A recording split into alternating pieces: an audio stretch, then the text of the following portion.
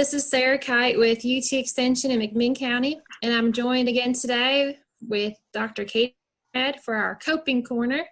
And I hope that you've enjoyed this series. If you're a first-time listener, you can go back and watch our previous ones, and hopefully they'll help you cope with all the stuff that life brings you. So today we're going to talk about something called ACEs. And you may have heard of ACEs. You may have not heard of ACEs. So I'm just going to take 2 minutes and just kind of briefly overview for you what ACEs are. So ACEs stand for Adverse Childhood Experiences. And having this knowledge as a parent or any sort of caregiver is so helpful to understand that the things you do for your kids' lives are super important. When I first learned this information, I realized that I might go to bed super tired at night because I gave, so much to my family and my kids. But in the long run, it's really helping my kids develop successfully and really help that brain architecture. Mine are 5 and 7. So the younger they are, the better it is when you start with their brains and working with them through all their social emotional learning, which is another term we'll talk about today. And so when you go to bed exhausted, just realize that all that work you did, it was so worth it. It's so worth it for your kids and their development. So A+, keep working hard. It matters for your kids. So ACEs, my 2-minute overview. Katie and I will talk forever on ACEs and SEL, which we'll not do today. But we're going to just briefly overview and then give you some great activities that you can use in your homes to really help your kids. So ACEs are stressful or traumatic experiences such as abuse, neglect, family dysfunction that disrupt the safe, stable, nurturing environments that children need to thrive. So there's many ACEs. They fall into different categories. The more adverse child experiences you have, the harder it is for you. But the good news, the one thing that could disrupt your ACEs, at least one safe, stable, nurturing relationship.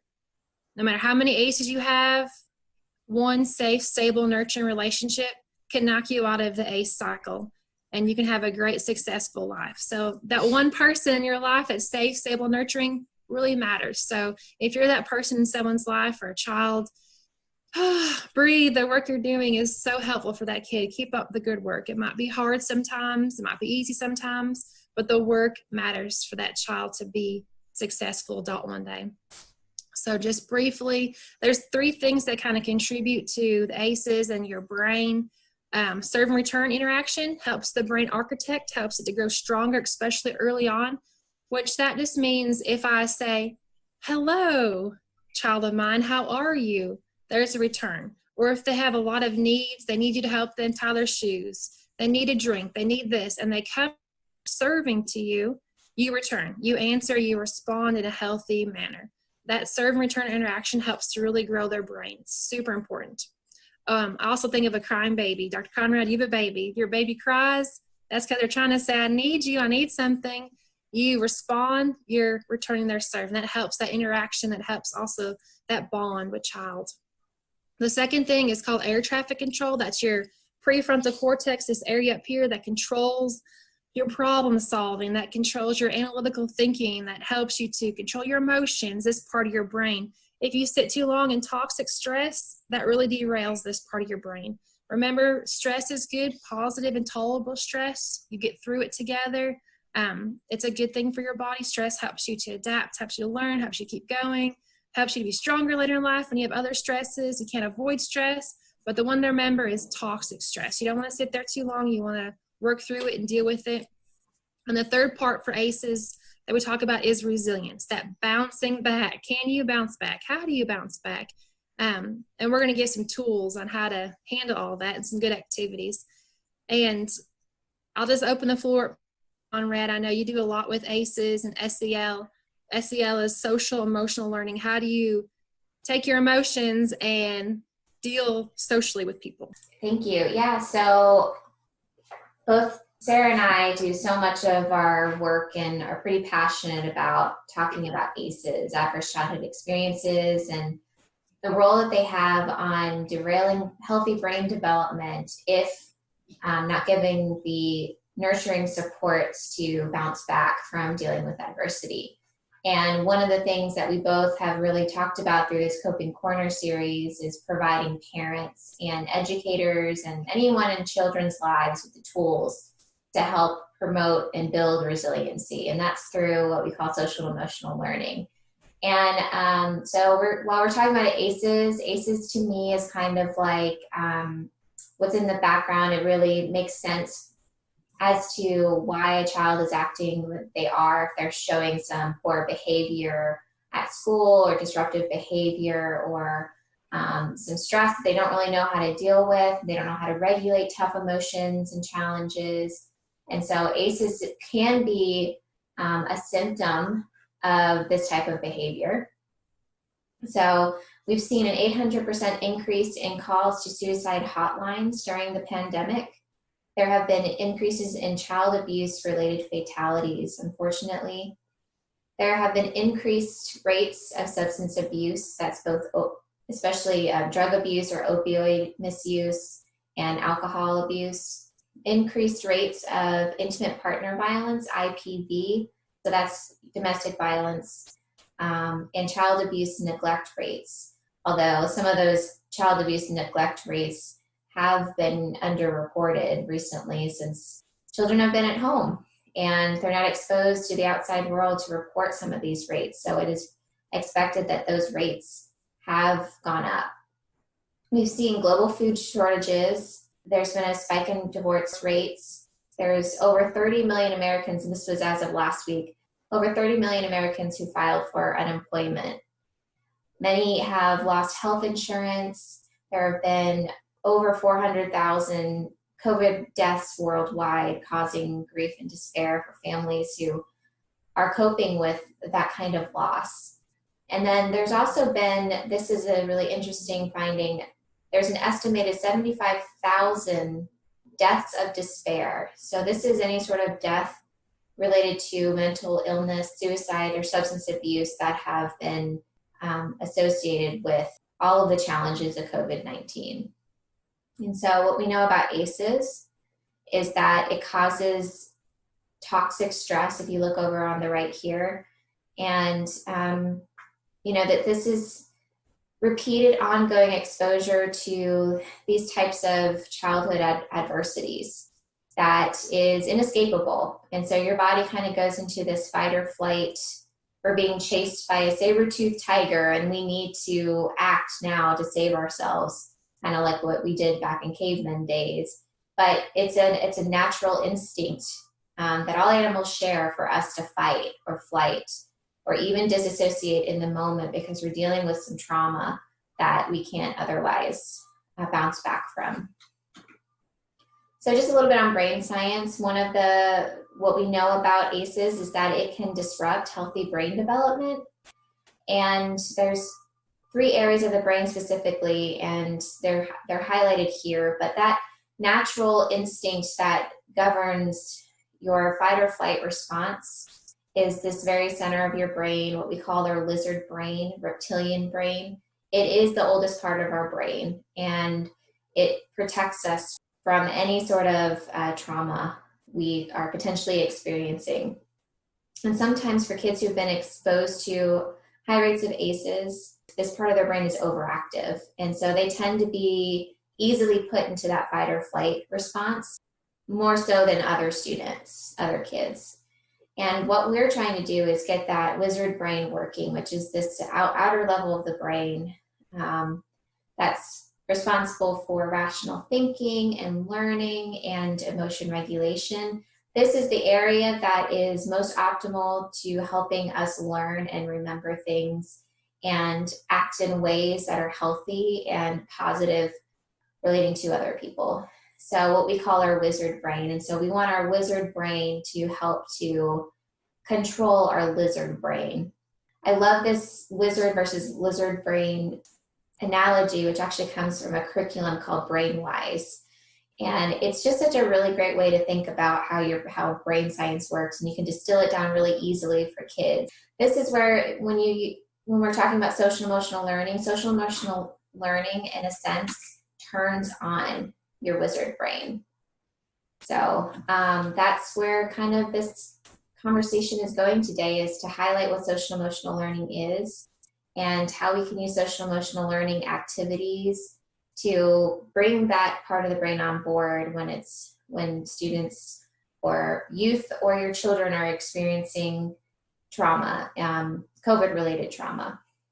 Well, going back to you, Sarah, when you were first doing this type of work with ACEs, what were some of the things that you found most startling or shocking, or what really drew you into doing this kind of work?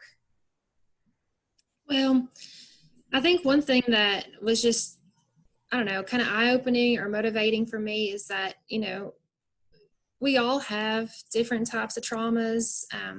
It's something that, you might have, but your neighbor doesn't have. It's something that's just interwoven to all of our lives in some aspect, whether it's you, a family member, a friend, a neighbor. But the really great encouraging thing is that just because it's part of, the threads that are woven into your life doesn't mean it's going to be this predictor that your life is just going to be miserable.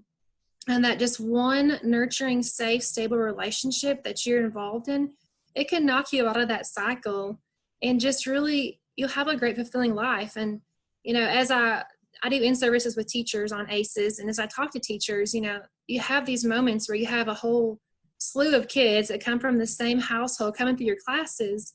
And, some are just like amazing. They're just really pursuing all their classes and extracurriculars. And there's maybe one or two that are just kind of stuck. And then you look at their lives and realize, well, sports, I guess, could be good for them because they have a coach who is that nurturing, safe, stable person. And they're really guiding them through not just the sport, but through the walks of life. And the other ones, you look at them and you think, who do you have? And that's where we all are so important. And you might just come into their life. We have 4-H in our office, as a 4-H agent, you'll come into their life when they're in 4th grade, and then you see them through the end, and you might be that person, or it's a neighbor, or it's maybe a church friend or after school program, but all you need is that one person who's your cheerleader, who's that safe, stable, nurturing relationship for you, and you can get through all the hardships of life. They can work with you and, finding the resources that you need, building the skills that you need, some skills you haven't had because no one's taught them to you. And the great thing about skills are they can be learned at any point in your life. And that's just beautiful. So, one thing in the ACEs, it says, what's fact is not fate. So this is a good tool to learn to realize that, that list you showed us on the COVID, I might fall into all those. And if I don't recognize that, I could, have some bad outcomes. But if I recognize, if I talk about it, if I have a game plan of like where to go next, how to handle this, cry about my things that are making me sad, get through it and have that one person that, what's fact isn't fate, just use it as a tool to kind of steer and guide you and not hide from things and talk about things. And it's just really helpful to help give people hope that, you can cope through this, you can get through this and be on the positive side of it. Yeah, and I totally agree with that. I mean, just knowing there are so many members outside of your immediate family, your parents, that are so influential to kids' lives. And while there's so much emphasis, and for good reason, put on the parent-child relationship and having those relationships with families, it really does take a village to raise a child, as they say. And, it could be your pastor, it could be your youth counselor, it could be a college professor that you worked with, or a teacher growing up that is super influential in your life when you were dealing with some hardship that helped you move through and bounce back from adversity. The other thing that I really liked about learning about ACEs is that whole notion of, we have our brains are developing, and it's not just predetermined at birth. Our social experiences can affect and impact our brain development in a good or bad way. But this is a perfect example of what they talk about with neuroplasticity, that the brain is malleable, it's plastic in the sense that it can be repaired. Just like if somebody has traumatic brain injury, the brain is able to some extent grow those areas back, or other areas of the brain can take over that functioning. But it's the same thing with social experiences. There isn't any physical damage to the brain, but there can be social experiences that can damage the brain and cause you to go into this fight or flight state, which is your natural inclination to react. And so doing social emotional learning, going to counseling, doing mindfulness, doing any sort of activity to help build that wizard brain area is just a perfect example of how amazing the brain is. So I was actually doing a little bit of research before we got into this, and there's a big study that was just recently done looking at youth and how they're being impacted by COVID. And I just wanted to share that with anybody that's listening or watching. This was a study about 1,500 students. This was all through 4-H youth. And they found, and I'll share this link, but they found that 7 in 10 teens right now are struggling with their mental health as a result of COVID-19. And here are just some key findings that I wanted to highlight. 81% of teens say mental health is a significant issue for them. 55% are experiencing anxiety, 45% excessive stress, 43% are depressed. 65% surveyed say uncertainty about the future makes them feel anxious or depressed. What was it last week? We talked about kind of grieving with that uncertainty and how it really is affecting everyone. Well, here's the research to show how uncertainty is affecting teen mental health specifically. And I thought these three right here, 67% feel pressured to keep feelings to themselves, 67% pretend to feel better, to not worry anyone, and 65% deal with feelings on their own. I just thought that was so telling that this is what our youth are going through right now, and they are kind of stuffing those feelings down and trying not to worry their parents or their loved ones. And it's coming out in the form of anxiety and depression. And that's what happens when we don't confront those feelings, when we don't name it to tame it. This is what happens to our kids. And this, in a sense, could affect their brain development and could affect their development in general. And so this is why it's really important for us as parents, as childcare providers, teachers, whatever, to provide these students with the tools to help them bounce back. So. Yeah, and I think too, like a lot of people, whether they be teens or youth or even adults, spend a lot of time on their devices now, reading what people are saying, and that's not a real connection. You're not able to get out your perspective and their perspective, and sometimes you spend too much time in those areas of social media that it kind of adds, and then we still stuff things down, don't talk about it, and kind of having some sort of guidelines in your home about only this much time on social media, and then let's talk about it. What did you read? Here's what I read. What are you worried about? What frightens you? What on there made you happy? And just kind of pick it apart and be a scientist and figure out, what are we reading and how is it helping me in a positive way? Is it influencing me in a positive way? Is it stirring in me to do something to better myself or my community? Or is it just putting me more in a rage, make me mad, and, just talk about those things? But you have to have that connection with somebody who you can physically talk to, whether it's on Zoom or, in person or phone. But you have to physically connect to someone to talk about those things, to then kind of let them get out of your system and not just carry all that burden, let it weigh you down. Because the statistics that you just read, those are startling, those are sad, those are horrible, but there's things we can do about it. Which is a great thing. It gives us the hope that we can cope with these things. We have to talk about it. We have to be the leader as a adult or parent or guardian, to talk about it and be the one that serves up that question. What today made you most happy? What today made you most concerned? And not just have blanket statements, those closed door questions of, how was your day? Good. Those yes, no, the one word answers. Like, we have to really dig deep and be persistent because we genuinely care. not just because this video said, ask your kid what was the best thing about your day, but just be genuine and go back forward, and then as a parent guide, here's the best thing about my day. Here's one thing that concerned me about today. And, go back and forth and role play. How do I talk about these things? I know you have a lot of great activities to show families. Do you have anything that's kind of a cool activity that we can share today with families about SEL and emotions?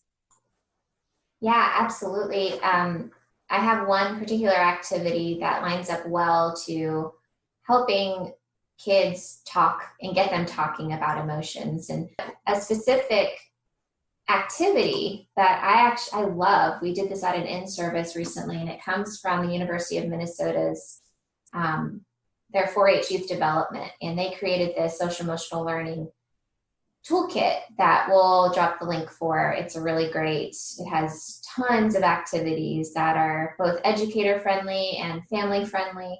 But the one I really liked is this, it's called SEL Jenga, and it incorporates SEL concepts into your daily life. And it's a really fun activity to do with kids, and especially with teenagers who might be resistant and uncomfortable with talking about emotions. And so some of those open-ended conversations that Sarah was referring to earlier may not be as easily answered without some further probing. And what better way to do it than making it during a fun family game night. So you take a box set of Jenga, if you have it at home. I think it's about, anywhere between $15 to $17 if you purchase it at Walmart or off of Amazon. You can get a relatively cheap Jenga set. And on each Jenga piece, and if anyone's ever played Jenga, it is you take blocks of these wooden blocks and you stack them up, and you try to make the tallest structure by continuing to move and stack block pieces on top of one another. I don't even know if that's a great explanation for it, but it's really, it requires problem solving, or requires coordination and balance, but it's also a really fun game to do together as a family. And so what you can do is, for each of these wooden pieces, normally when you play the game, their wooden pieces don't have anything on them, but instead you write these phrases on each Jenga piece. What is the best compliment you've received? What is something that you feel nervous about right now? What are 5 words that best describe you? And or choose a person in this room and give them a compliment. So you can put on each of these a separate statement. And so when your child or each team member pulls out the block, they have to answer the prompt on the block before they move it to the top of the structure. And you continue to repeat that process until, of course, the structure falls. But it's just a really fun game. We've had some agents personally have gone home and played it with their families. And it was a really great icebreaker for talking through some challenging times. That is all I have right now. Any last words from you, Sarah?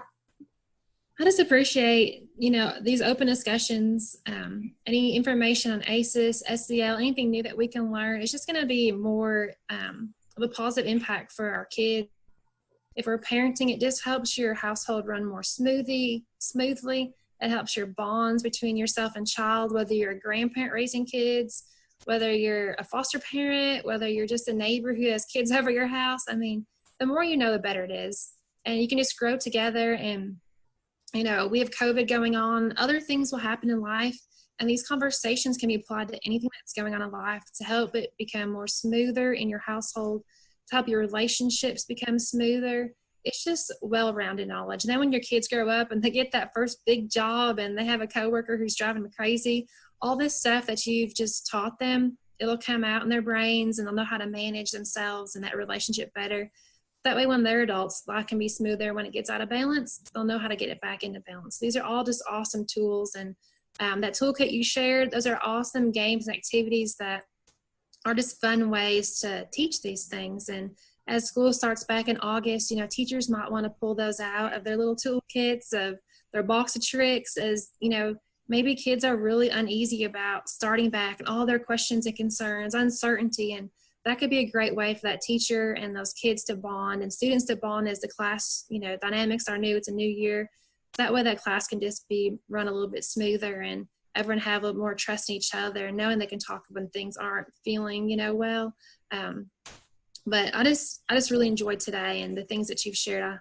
I really appreciate those. So now we can all go play Jenga. I know. I want to. I need to purchase it for myself.